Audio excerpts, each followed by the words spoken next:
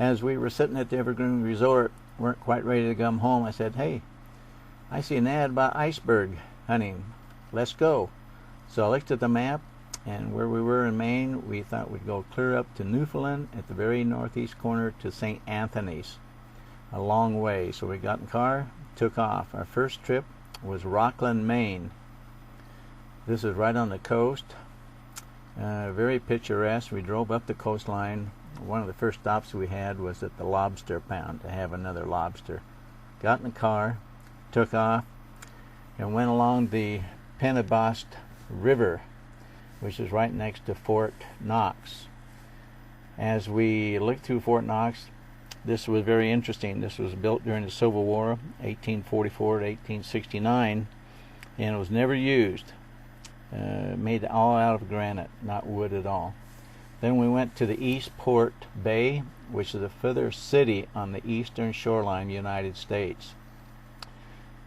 We cruised the town, talked to people, spent the night there, and next day we drove around the other area to Lubbock, Maine. This is the northmost eastern part of the continent, not the city, but the most eastern point of land in Maine. And you can see here the stretch out. This is the furthest you can get, continental United States. Then we went back and went to Campobello Island, which is the home of the President Delano Roosevelt. There's a movie you can look at called Campobello that shows this house and tells the story of his life, which is really interesting, and I was able to capture that movie after we had been there, so it really made it come to home to us.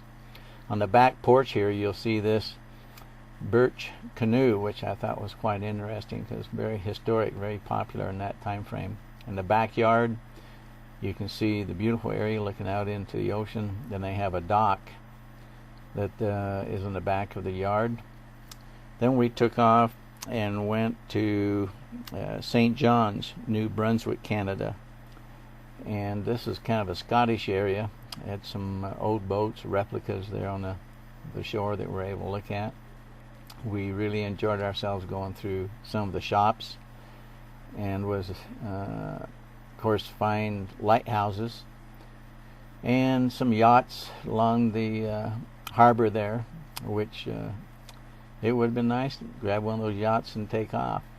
But an interesting thing we found was not only this yacht here, which is a two-sailor, but a pilot boat, which is typical of what my dad and grandfather used to go out in the Columbia River. Then we found some makeup playground equipment made out of wood, old wood skeleton of boats. And in Halifax itself, there's remains up on the hill here, which I'm looking down on. There was a fort that you can see here, which is quite historic, called Citadel Fort, and built very sturdy. We walked around and looked down through all the areas that contained that. And then we got in the car and went to Makaton, Canada, and spent the night there in a motel. And drove on, and this sign was there, Manitou, which was the name of the boat my grandfather built. And then we went on to Port Hood, and part of Cape Breton Highlands is a national park, which we drove through, and it was very beautiful. The swings around the whole part of Sydney, Nova Scotia, and also part of what they call the Cabot Trail, which is a very scenic route that goes around the whole land of Nova Scotia on the very northeastern tip. As we come around that northeastern tip, of course, we get into the town called Sydney, Nova Scotia. But we hadn't got there yet. This is just part of that Cabot Trail. And another lighthouse that Janelle liked to grab every time we saw one. She was right on top of it. Then you see here some of the crab pots that they use to get all the crab and lobster, well, lobster pots too. This was a very beautiful part of the area. We came across this house sitting way out there. It looked like Mount Washington, but it's not. This is another major motel, and they charge about $200 a night to spend here. Another historic house that we were driving along the way, and some additional scenes as we were coming around this Cabot Trail on the very northeast of Nova Scotia.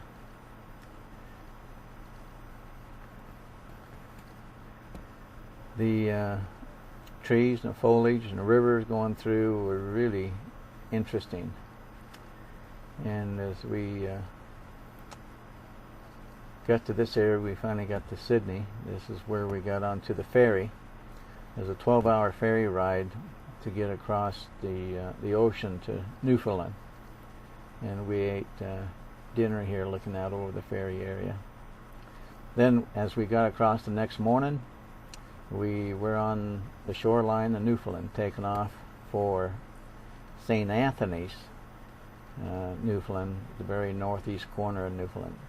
Crossed some ski areas that we were driving through, and other scenic parts of the highway. This was a wonderful drive. Normally it takes about 12 hours to drive it. I think we did it in 10, and we were pretty well going non-stop. We did slow down and take some pictures of the beautiful areas we were going through. One of the main scenic areas is called Gross Mourne, and you saw this here big mountain here, what they call Grumpy. I don't know, Janelle liked it. She'd like to stop back and look at it, and it was very beautiful from the car. And then Eyes Dubai boat tours. This Eyes Dubai was important to Janelle. She had sang that with the senior couple.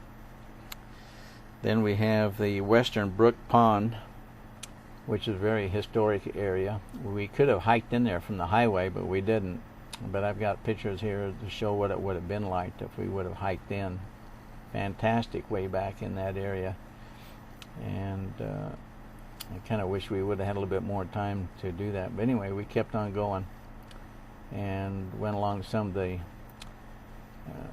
western shoreline there of Newfoundland, getting close to the top of it, and very mountainous.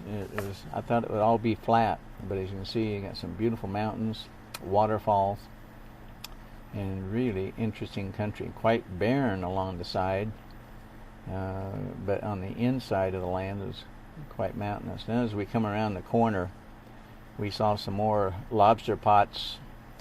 Come around another corner, and voila, there's an iceberg. And we were finally at our destination, and we were really excited to see icebergs for the first time in our lives. And we got out, took pictures of us in the background.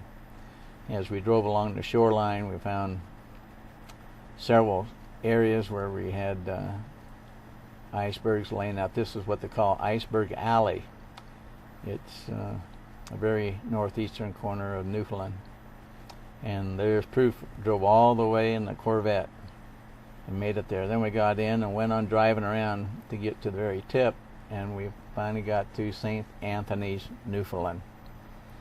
And in there we found more icebergs. This is out on the very tip.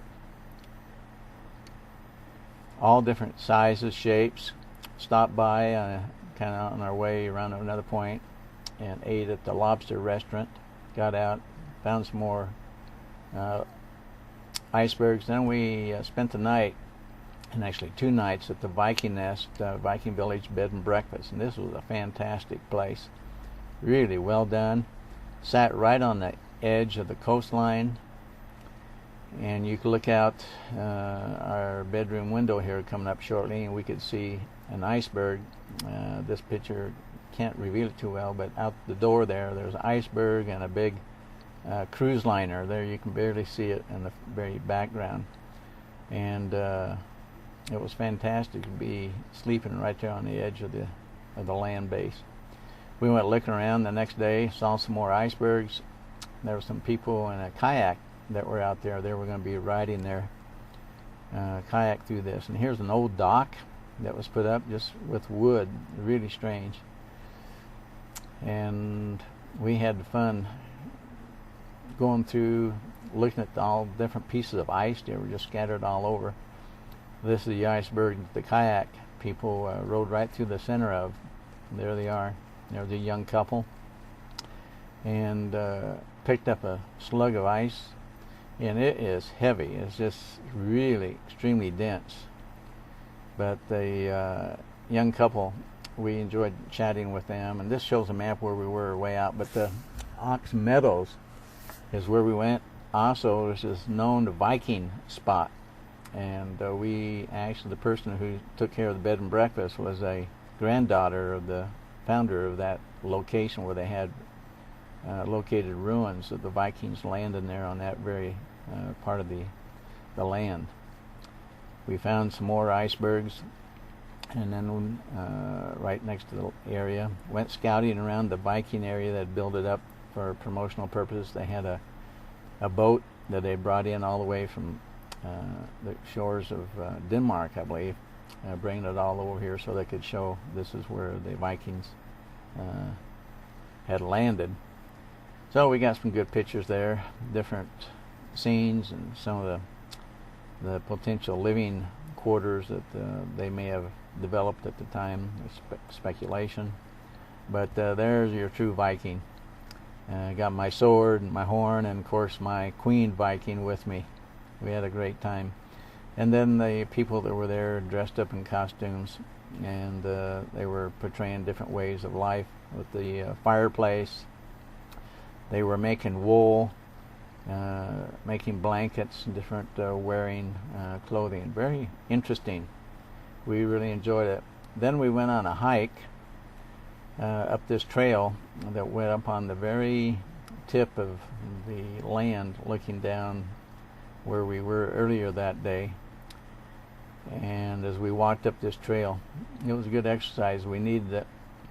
Got some pictures along the way, and then we got to the very top, looking down, and there's more icebergs, and there's a sea cruiser down there on the very bottom left-hand side in the iceberg.